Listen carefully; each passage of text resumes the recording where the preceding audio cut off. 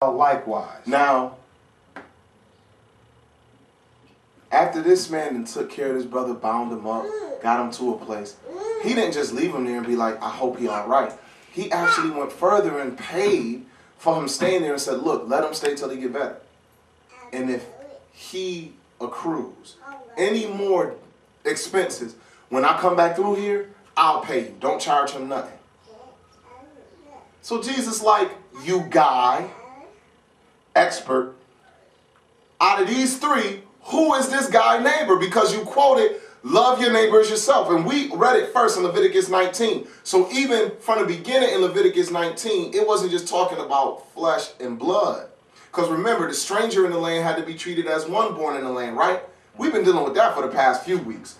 If it was a stranger wanted to live among the Israelites and he was going to do what God said, the Lord said, you treat him as if he was born here. You don't make no difference. You treat him, love the stranger because you were strangers in Egypt. So your neighbor, the Samaritan wound up being a neighbor. The guy who ain't related by blood wound up being the true neighbor of the man who was in need. And when he told Jesus, like, yo, the one who had mercy on him, Christ said, go and do thou likewise. Not saying let the stranger come and help you.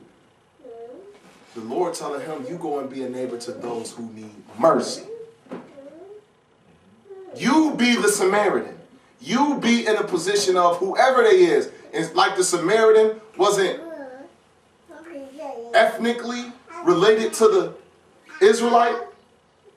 You as an Israelite don't have to be ethnically related to somebody to help them if they're in need.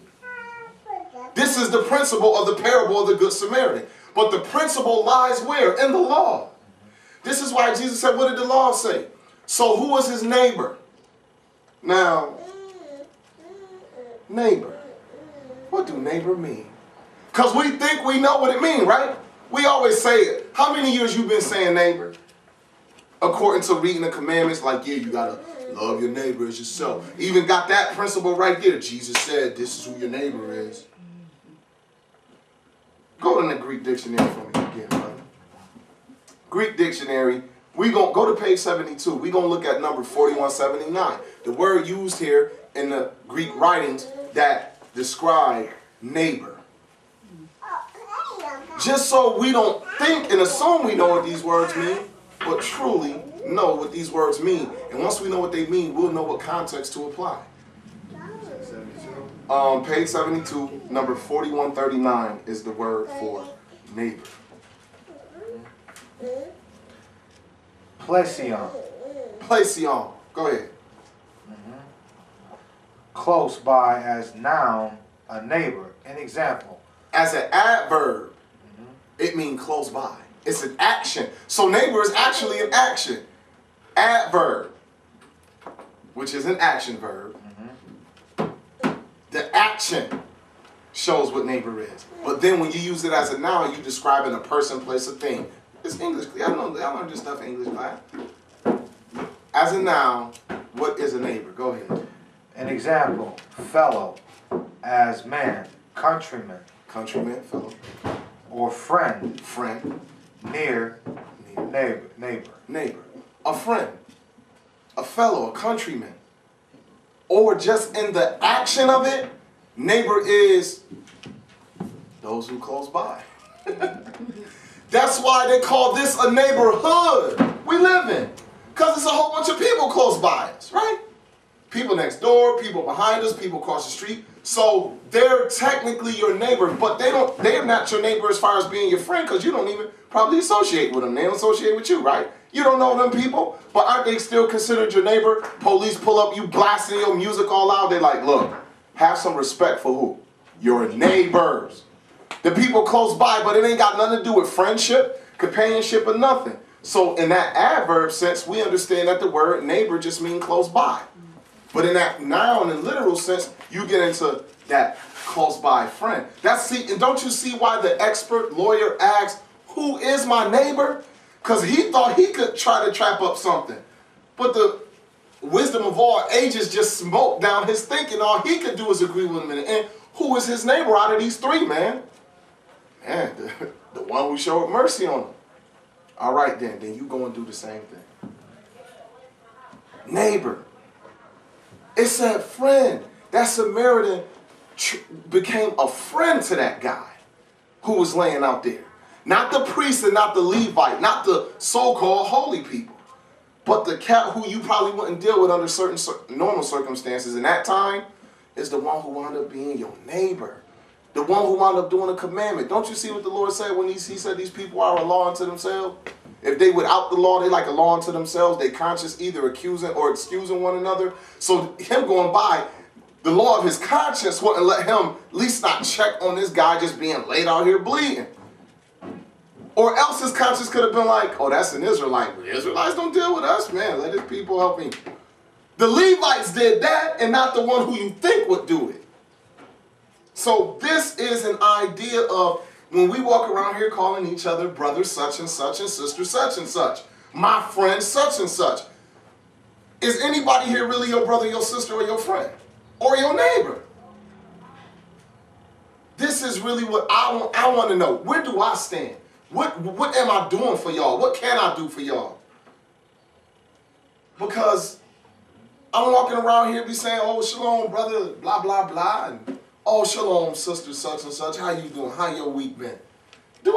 For real? Do you know what's so crazy? When I see my own flesh and blood sister, I don't call her sister. I say her name. I don't say, hi, sister Laura. I just be like, what's up, Laura? Hey, what's up? And we start talking. How my niece, how my nephew. With my own family, I don't specify the term. Why? Because in a literal sense, we already know we are a circle of close relatives. But the other definition that family carry, we read in the beginning, a certain class of people, that's why we be using brother and sister, because now we trying to denote a certain class of people. Let us go to Proverbs 17. Because in neighbor, he said friend, right? In that definition. Let's go find out some things about friends from the wise Solomon. Because at the end of the day, what is the God family? That's what this lesson. What is the God family? We can't kick against what's written. We just got to either do what it say or we don't. But there's no argument really with what's written. Maybe I'm interpreting it wrong with the precepts I found. So maybe if I'm wrong, someone can show me later on, this is kind of what I think you had twisted. And I'm open because I'm still dealing with this like I don't know nothing. All I'm doing is reading these scriptures. I'm not smart. Anything I'm elaborating on, we read it first, right? So you could be like, yeah, it did say that. So it's just proving that I ain't nothing really. It's just really what we know and remember where it's at, and we point it out and we elaborate as we read what's already written. So go ahead, bruh, and when you get there, Proverbs 17, read that one verse, verse 17. 17 and 17. Mm-hmm. A friend loveth at all times. A friend loveth at all times. Now, that sounds like 1 Corinthians 13 to me, but we're going to get there in a minute. A friend loveth at all times. Go ahead. And a brother is born for adversity. A brother is born for adversity.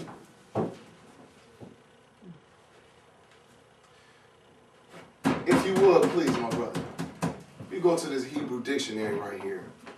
Go to page 122. We're going to look at that word adversity, because what do that mean? A brother is born for adversity.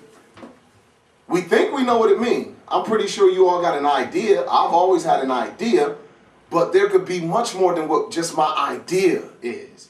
So let's just go find it right quick. The word used here, number 68, 69 in the Hebrew dictionary on page 122. 68, 69? Yes, brother. 68, 69, yep. Tasra. Tasra. Feminine of tightness. An example. It said tightness. You ever tell like, you ever be so mad you like, I'm tight right now. Not tightness is close, but tight like I'm upset. That's actually what it's carrying here. Go ahead, though. He's going to explain it more. An example, figuratively, trouble.